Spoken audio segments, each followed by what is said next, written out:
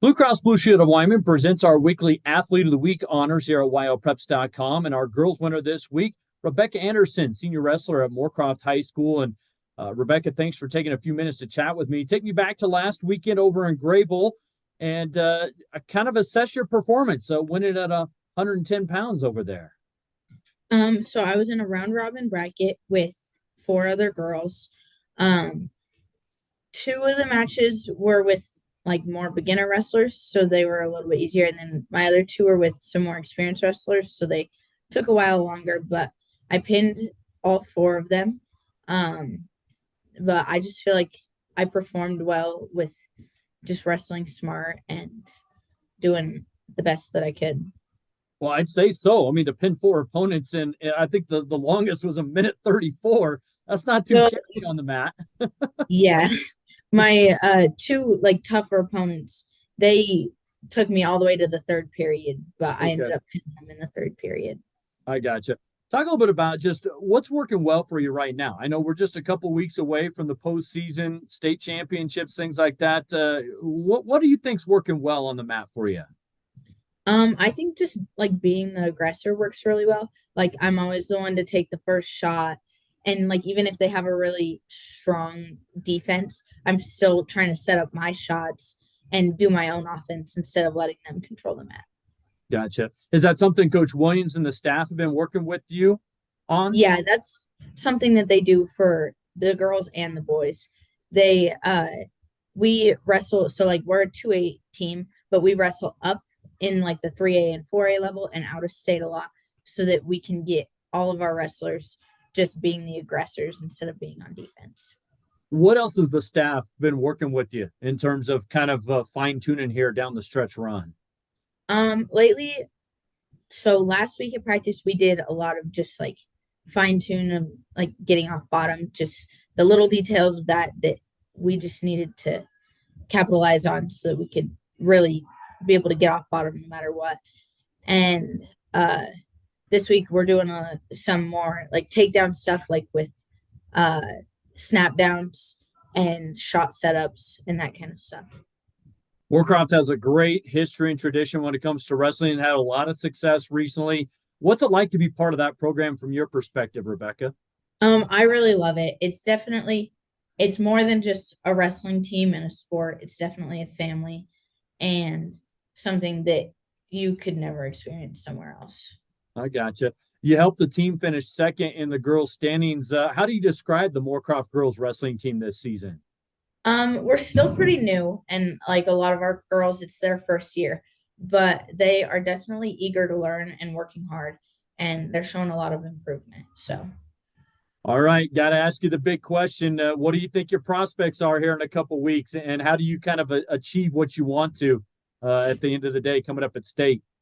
um, so I am still planning on winning another state championship, and a lot of it is just kind of not like getting complacent where I'm at, like still making gains and improving, even though there's only 2.5 weeks left of the season.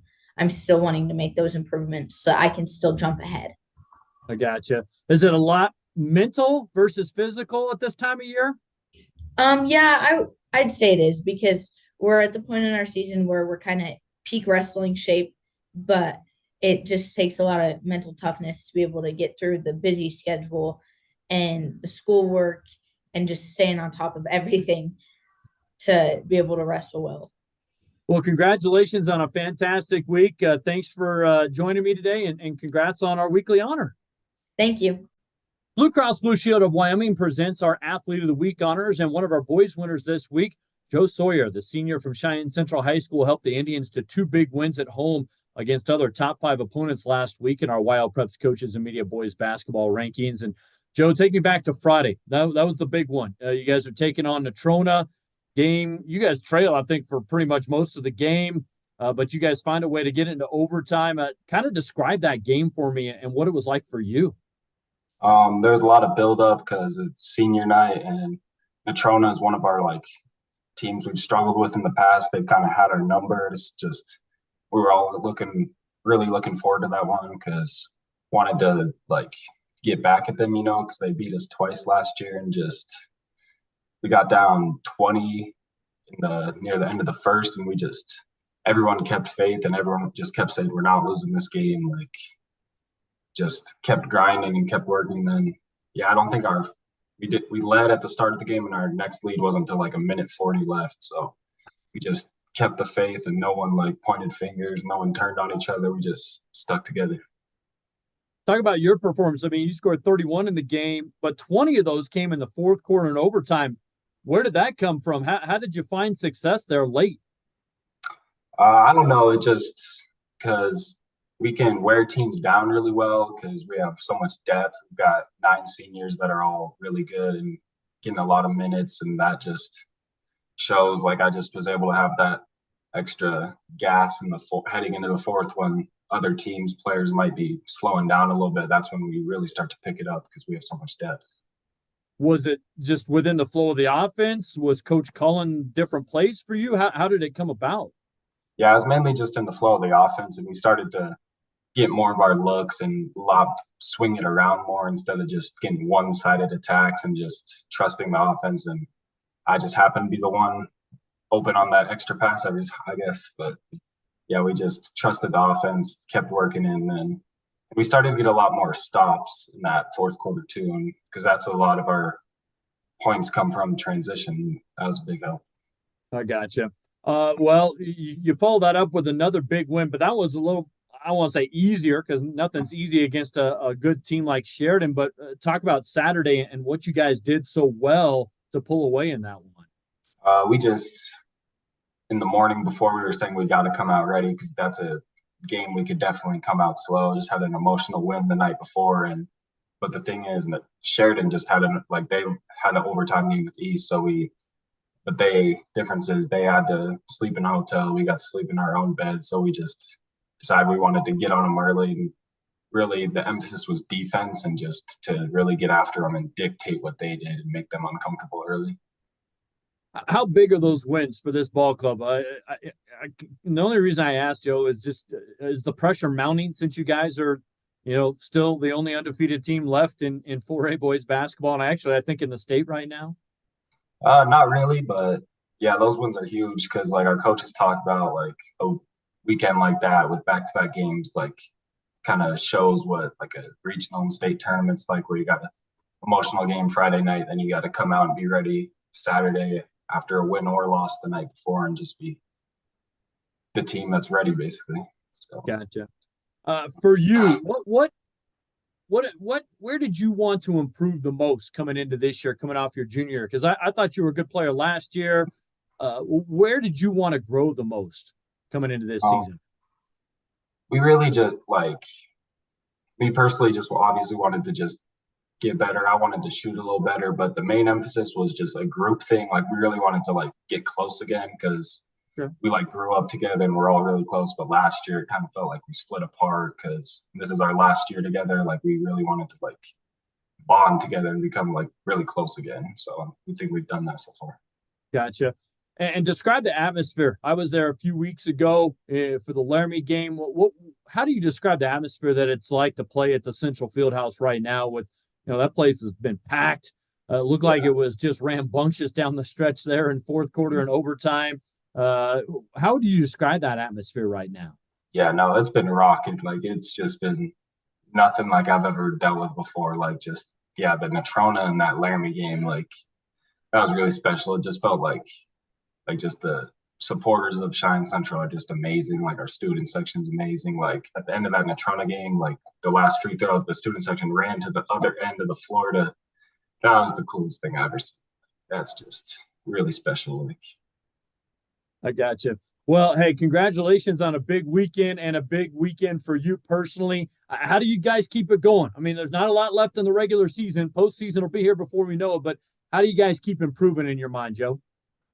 Just take it one game at a time, and we've got this saying, just always us. Just coach says, no matter where against who, it doesn't matter where against who or what time, we're just going to play our basketball, and that's the biggest thing for us, taking it one game at a time, just not getting too ahead of ourselves, just having fun too. It's basketball. Yep. I gotcha. Well, thanks for taking a few minutes, and congrats on course. our Athlete of the Week honor. Thank you. We continue talking about our Wyopreps Athlete of the Week honor presented by our great friends of Blue Cross Blue Shield of Wyoming. Sharing in this week's honor is another boys basketball player on the boys' side, and happens to be Cory Bruegger from the Lusk Tigers. Had a terrific game as he helped the Tigers knock off then number 1 Lingle last Friday in a nice win at home. And you also picked up your 1,000th career point. Let's start with that. How did that feel? How cool was that? Because I think you joined your older brother in that regard. Yeah, there was definitely a lot of anticipation leading up to that moment. It's awesome to have all three of us in there. That wasn't what Friday night was about, but it was definitely something to remember. Yeah, well, take me back to Friday. What did it take for you guys to knock off Lingle, who's been playing pretty well? Well, like I think 2 weeks prior, we had played them in Lingle. We didn't win, but we knew what we had to do. So there was kind of a calmness and a comfort Friday night. And that also came from a good week of practice. We really focused on having good practices. We knew that's what it would take to win. And then we just came out and executed. Like I said, we had a calmness throughout the game that I think helped a lot. You guys pick up a valuable win, because I know you guys are leading that 2A Southeast Quadrant in conference play. You yourself had a double-double plus 6 assists, 20, 10, and 6. Take me through your game. What was working so well? Honestly, I think it was a good team effort. Our defense, that's what won us the game, was our defense, really. For me personally, though, I just going at it, getting the boards, that's always a mentality that you have to take. That was for sure with that. And then just my teammates were working well together, so we all kind of stepped up that night. How do you keep this going? Regular season starting to wind down. You got this week, next week, all of a sudden regionals right around the corner. How do you keep this going in the right direction, Cory? Well, it all starts in practice. We've got a great group of young guys that give us good looks at everything we do, so that's a huge advantage that's working for us. Keeping practice going good. Now, you guys are in a loaded region. I'm not going to lie. There's a lot of good teams on the eastern side of the state. Not saying anything against the West, but what are some ways that you guys try and make it out of that 2A East region when it comes around? Like I said, practice. Everybody's ready on game night, especially at regionals. Everybody's ready to play. But if we can just keep that intensity every night in practice, that's been a focus with the coaches. They do a great job of keeping us motivated, and all those young guys give us a great look at everything. So making practice very competitive is our number one priority to keep going. Can you point to anything in terms of how things have kind of shifted the last couple of seasons for the Tigers? I mean, I look back at some of your numbers as a sophomore compared to a junior, and now your senior year, and the team success has gotten better. Has there been something that's pulled you guys along here versus the last couple of seasons? The last couple of years, we've kind of been rebuilding. This year there's a lot of us upperclassmen that have been playing together, good chemistry. And all of us play some summer ball and get lots of practice in there. But we all just kind of know each other where each other are at. Our chemistry is good. And yeah, it's just kind of coming together. Got one more for you. What's it like to play for Coach Fulmer up there? I love it. I wouldn't ask for any other coach. I think we're always on the same page. He's great. Yeah. Well, and he coaches you in more than one sport, so you get a lot of him, don't you? Oh, yeah. Yep, golf. All right. Hey, Cory, great job last week. Congratulations on your 1,000th point and on sharing this week's Athlete of the Week honor. Yeah, thank you.